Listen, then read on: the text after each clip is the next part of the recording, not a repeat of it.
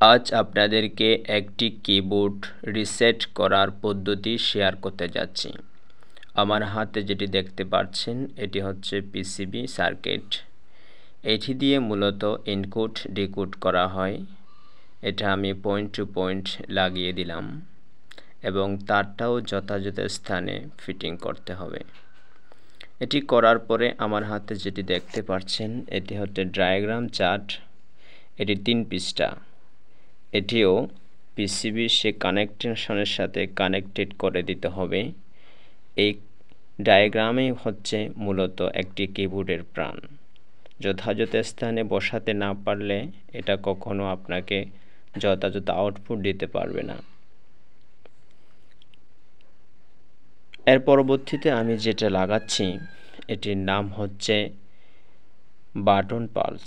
এটির কাজ হলো আমরা যে কি চাপ দিই এটা আবার উপরে ধাক্কা দেয়, এই কাজটি করে কিন্তু এই বাটন পালসগুলোই।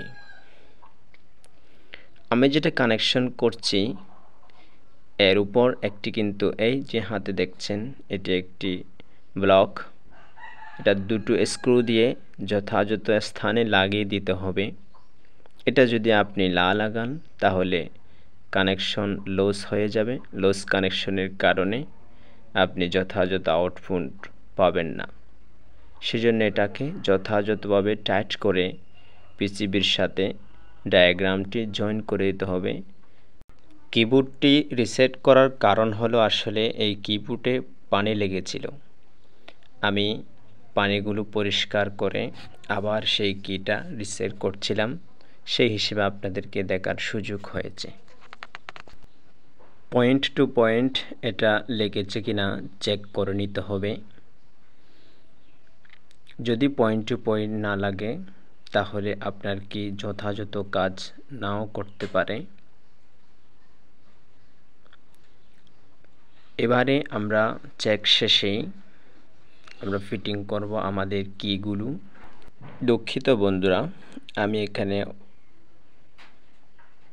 ক্যাপস লক লাইট এবং পাওয়ার লাইটের বক্সটি আমি লাগাতে ভুলে গেছিলাম, এটা আবার লাগাতে হবে।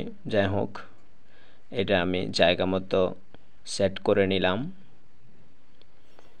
জায়গা মতো সেট করে এটাকে আবার লাগিয়ে দিতে হবে।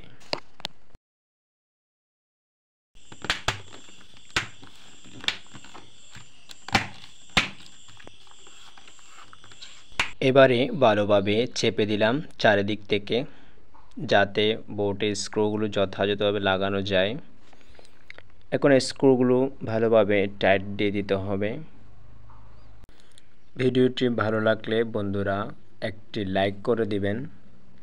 যা হোক, আমাদের কাজ প্রায় শেষ। আমরা ল্যাপটপের সাথে আমাদের ফিটিংকৃত কিবোর্ডটি কানেক্টেড করে দেখব কতটুকু কাজ করছে। মাশাআল্লাহ, আমাদের কিবোর্ড কিন্তু আগের থেকেও অনেক ভালো কাজ করছে।